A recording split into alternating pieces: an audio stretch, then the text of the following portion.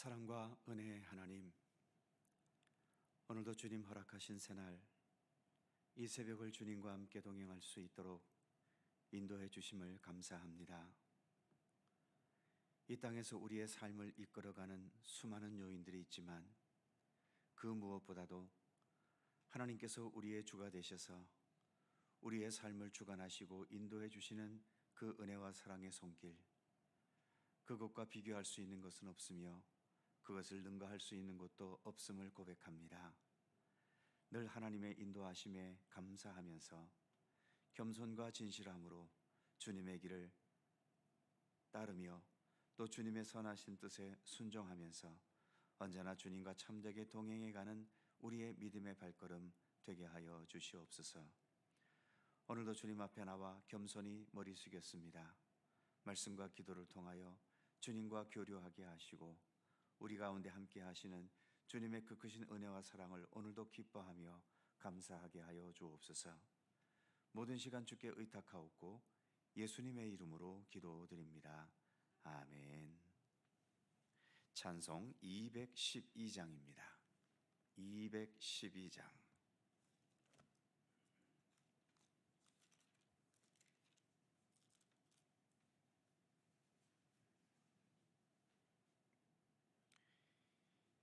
(212장) 함께 찬송합니다. 겸손히 주를 섬길 때 괴로운 일이 많으나 구주여 내게 힘 주사 잘 감당하게 하소서. 인자한 말을 가지고 사람을 감화시키며 갈 길을 잃은 무리를 잘 인도하게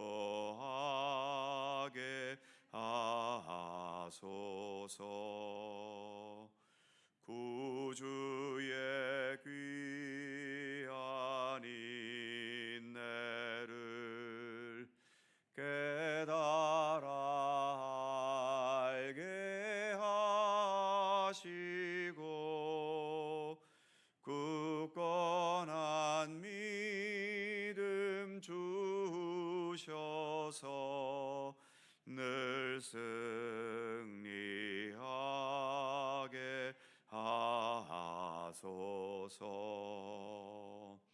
장래의 영광 비추사 소망이 되게 하시며 구주와 함께 살면서 참 평강 얻게 하소서.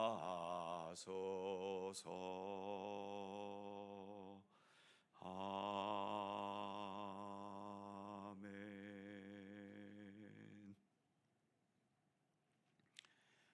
로마서 14장 10절입니다.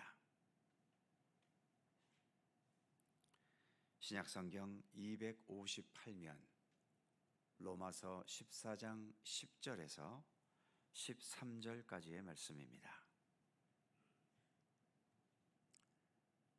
교독하지요. 제가 먼저 10절 읽습니다. 내가 어찌하여 내 형제를 비판하느냐? 어찌하여 내 형제를 업신 여기느냐? 우리가 다 하나님의 심판대 앞에 서리라.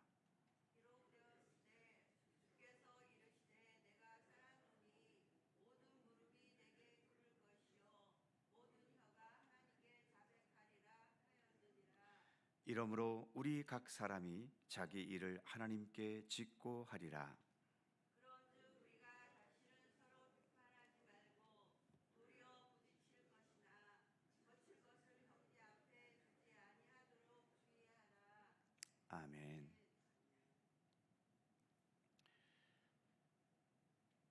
비판하지 않는 것에 대한 교훈이 14장 1절에서부터 계속 이어지고 있습니다. 로마서 14장 전체가 비판하지 말라는 주제의 내용인 것을 보면 아마도 로마 교회 안에서 서로 비판하는 상황이 좀 심각하지 않았나 하는 예측을 하게 되지요.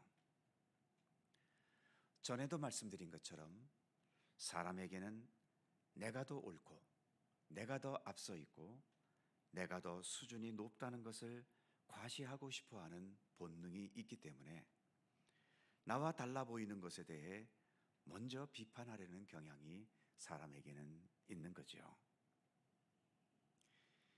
인간의 모든 본능은 본능대로 내버려 두어서는 사실 안 되지요. 본능이 없어서도 안 되지만 또 모든 본능은 적절하게 통제되어야 하는 겁니다.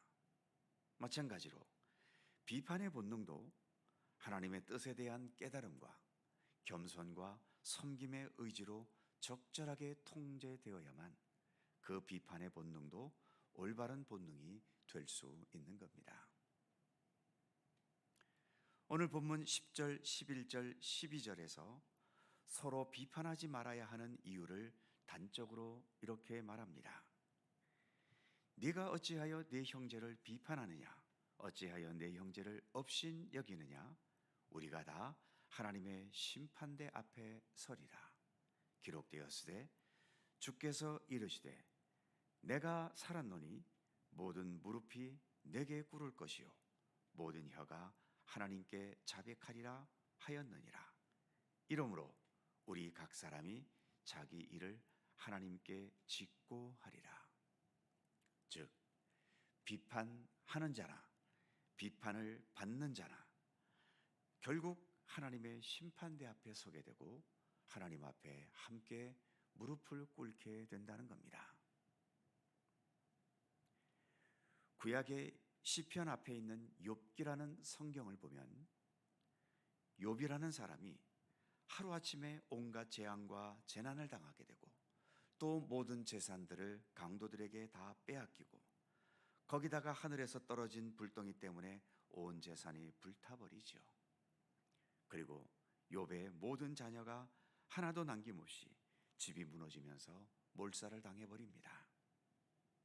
그리고 욥의 몸에는 견딜 수 없는 심한 악창과 같은 부스럼이 생겼고 욥의 아내는 결국 욥을 떠나 집을 나가버렸지요. 이 참담한 상황에 욥의 친구들이 와서 위로한답시고 하는 말이 거의 욥을 죄인으로 몰아가고 있는 겁니다. 네가 죄를 지었거나 조상들의 죄가 있기 때문에 이런 재앙을 당한 것이니까 너는 회개해야 된다고 욥을 다그쳤지요. 욥을 위로하기보다는 사실은 비판한 겁니다. 이 비판에 대해 욥도 대항했지요. 나는 이런 일을 당할 만큼 죄를 짓지 않았다는 겁니다. 내가 지은 죄 때문에 이런 재앙을 당한다면 나보다 더 악하고 나쁜 놈들이 멀쩡하게 잘 살아가고 있는데 이건 왜 이러냐는 거죠. 이 역시 욥이 친구들을 비판한 겁니다. 이렇게 욥기라는 성경은 욥과 욥의 친구들 사이에 비판의 말이 오고 가다가 마지막에 하나님께서 등장하시지요. 결국 이 둘 다 책망을 받게 되고 만 겁니다. 욥의 친구들이나 욥이나 자신들의 생각과 견해가 전적으로 옳고 정확하다고 자부하면서 상대에 대해 많은 비판의 말들을 쏟아냈지만 하나님께서는 둘 다 무지함의 소치였다는 것을 지적하고 계셨던 겁니다. 10절에 의하면 남을 비판하는 사람은 하나님의 심판대 앞에 서게 될 것이고 11절에 의하면 하나님 앞에 무릎을 꿇게 된다고 말씀하고 있지요. 그 앞에서 나의 비판이 옳았는지 판단받게 되겠지요. 옳지 못한 비판이었다면 욥의 친구들이 책망을 받듯이 하나님께 책망받을 수밖에 없는 겁니다. 욥이나 욥의 친구들이나 자신의 판단이 전적으로 옳다고 확신했지만 하나님 앞에서는 아닌 거죠. 늘 말씀드리지만 우리가 갖고 있는 이 시선이라고 하는 것은 아무리 잘 봐도 내 앞만 볼 수 있습니다. 즉 내가 가지고 있는 확신이라고 하는 것은 아무리 정확해도 50%밖에는 되지 않는다는 거지요. 즉 내 확신은 언제든지 틀릴 수 있다는 겁니다.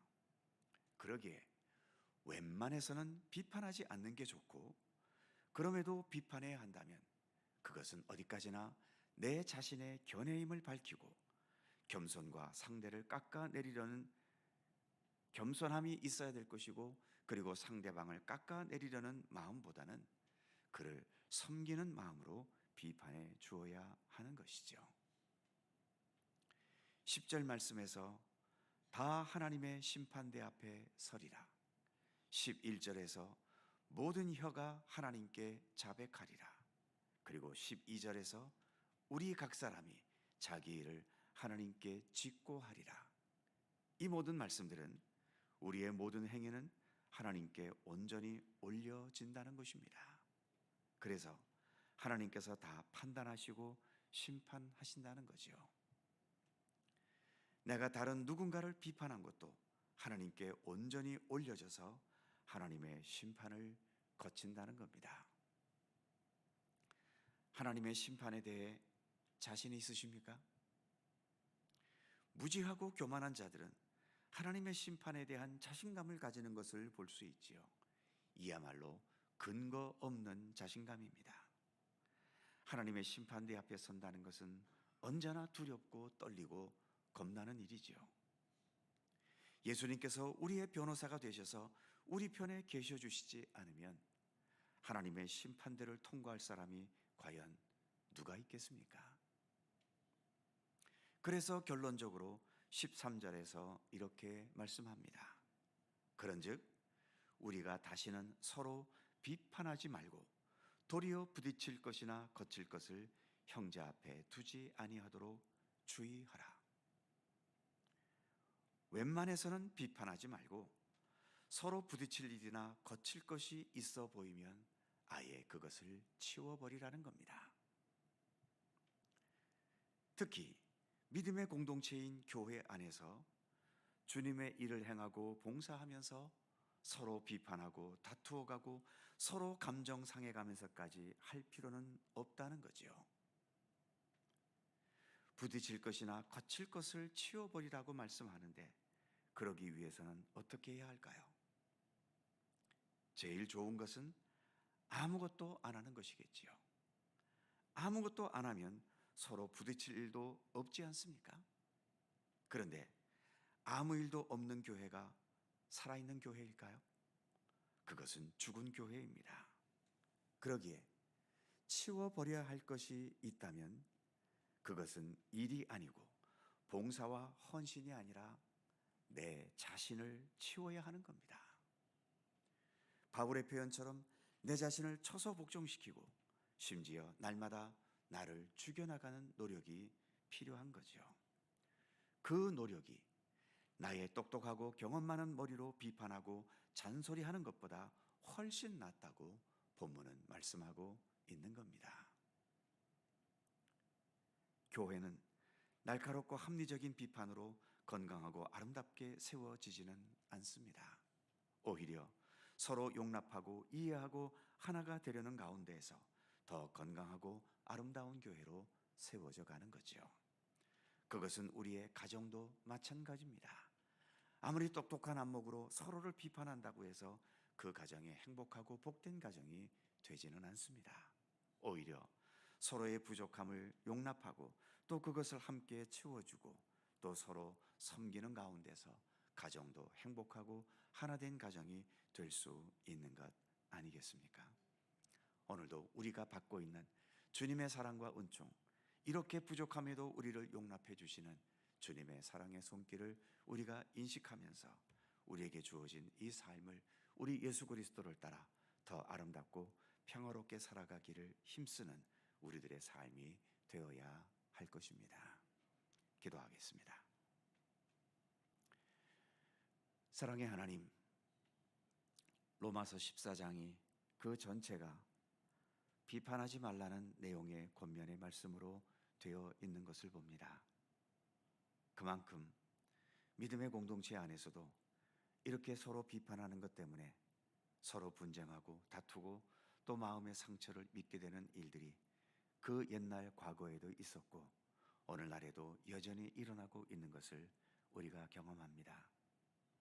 비판하는 사람은 자기 나름대로는 그것이 옳고 그것이 정확한 것이기 때문에 비판을 하겠지만, 그러나 주님, 우리 인간이 가진 안목이 정확하다면 얼마까지 정확하겠습니까?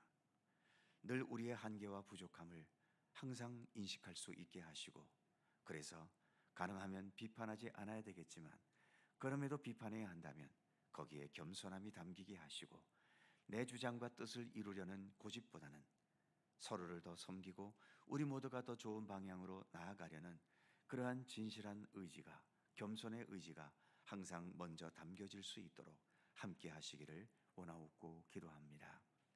믿음의 공동체인 교회 안에도 또 우리가 한 혈육으로 맺어진 가정 안에서도 이처럼 서로의 비판보다도 용납하고 감싸주고 또 함께 사랑하는 그 사랑의 의지로서 더 평화롭고 더 아름답고 더 하나가 되어지는 참된 가정, 참된 교회를 세워나갈 수 있도록 함께 하시기를 원하옵고 기도합니다.